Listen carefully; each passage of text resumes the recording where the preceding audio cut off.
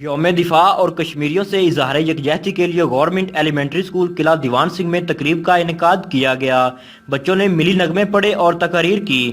6 ستمبر کو بھارتی حملے کا منہ توڑ جواب دینے پر پاک فوج کو خراج عقیدت پیش کرتے ہوئے ریلی نکالی گئی۔ ریلی میں ہیڈ ماسٹر ملک عبد الرحمان، سینئر سٹاف ممبر محمود الرحمان اور دیگر معزز مہمانوں نے اپنے خیالات کا اظہار کرتے ہوئے کہا کہ پاک فوج ناقابل تسخیر ہے، پہلے بھی بھارتی جارحیت کا منہ توڑ جواب دیا ہے، اور اگر اب بھی انڈیا کشمیر میں اپنے مذموم مقاصد سے باز نہ آیا تو پوری قوم پاک فوج کے شانہ بشانہ ہو کر بھارت کا غرور خاک میں ملائے گی۔ کشمیر پاکستان کی شاہ راگ ہے، ہر محاذ پہ کشمیر کا دفاع کیا جائے گا۔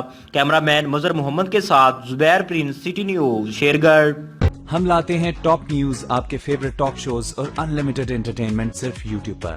اگر آپ نے ابھی تک ہمارا چینل سبسکرائب نہیں کیا تو ابھی سبسکرائب کریں اور بیل آئیکن کو کلک کر کے ہماری لیٹسٹ ویڈیوز کے بارے میں اپڈیٹ جانیں۔